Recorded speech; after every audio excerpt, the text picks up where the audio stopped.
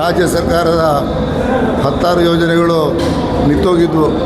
ಅದನ್ನು ಯಾವ ಕಾರಣದಿಂದ ನಿಂತಿದೆ ಅಂತೇಳಿ ಮರುಪರಿಶೀಲಿಸಿ ನಮ್ಮ ಭದ್ರಾವತಿ ಕ್ಷೇತ್ರದಲ್ಲಿ ಸುಮಾರು 10,000 ಜನ ಫಲಾನುಭವಿಗಳಿದ್ದಾರೆ. ಅವರಿಗೆ ಕೊಡಿಸುವಂಥ ಕಾರ್ಯಕ್ರಮವನ್ನು ಇವತ್ತು ಮಾಡ್ತಾಯಿದ್ದೇವೆ. ಈ ಫಲಾನುಭವಿಗಳಿಗೆ ಇನ್ನು 3 ತಿಂಗಳಲ್ಲೇ ಎಲ್ಲರ ಆರ್ಡರ್ ಕಾಪಿಯನ್ನು ಮನೆ ಬಾಗಿಲಿಗೆ ತಲುಪಿಸುವಂಥ ಕೆಲಸವನ್ನು ಮಾಡ್ತೀವಿ ಅಂತ ಹೇಳ್ತಾ ಈ ಕಾರ್ಯಕ್ರಮದ ಯಶಸ್ವಿಗೆ ಕಾರಣಕರ್ತರಾದಂಥ ಅಧಿಕಾರಿ ಮಿತ್ರರಿಗೆ, ನಮ್ಮ ಕಾಂಗ್ರೆಸ್ ಪಕ್ಷದ ಮುಖಂಡರುಗಳಿಗೆ ಧನ್ಯವಾದಗಳು.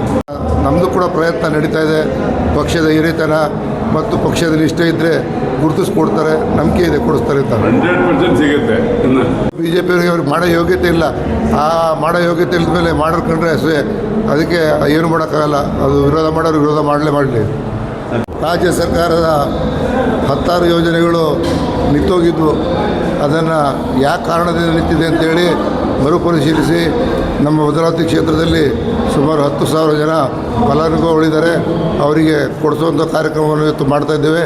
ಈ ಫಲಾನುಭವಿಗಳಿಗೆ ಇನ್ನು 3 ತಿಂಗಳಲ್ಲೇ ಎಲ್ಲರ ಆರ್ಡರ್ ಕಾಪಿಯನ್ನು ಮನೆ ಬಾಗಿಲಿಗೆ ತಲುಪಿಸುವಂಥ ಕೆಲಸವನ್ನು ಮಾಡ್ತೀವಿ ಅಂತ ಹೇಳ್ತಾ ಈ ಕಾರ್ಯಕ್ರಮದ ಯಶಸ್ವಿಗೆ ಕಾರಣಕರ್ತರಾದಂಥ ಅಧಿಕಾರಿ ಮಿತ್ರರಿಗೆ, ನಮ್ಮ ಕಾಂಗ್ರೆಸ್ ಪಕ್ಷದ ಮುಖಂಡರುಗಳಿಗೆ ಧನ್ಯವಾದಗಳು. ನಮ್ಮದು ಕೂಡ ಪ್ರಯತ್ನ ನಡೀತಾ ಇದೆ. ಪಕ್ಷದ ಹಿರಿತನ ಮತ್ತು ಪಕ್ಷದ ನಿಷ್ಠೆ ಇದ್ದರೆ ಗುರುತಿಸ್ಕೊಡ್ತಾರೆ, ನಂಬಿಕೆ ಇದೆ, ಕೊಡಿಸ್ತಾರೆ ಅಂತ. 100% ಸಿಗುತ್ತೆ.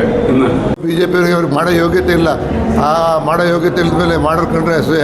ಅದಕ್ಕೆ ಏನು ಮಾಡೋಕ್ಕಾಗಲ್ಲ. ಅದು ವಿರೋಧ ಮಾಡೋರು ವಿರೋಧ ಮಾಡಲಿ.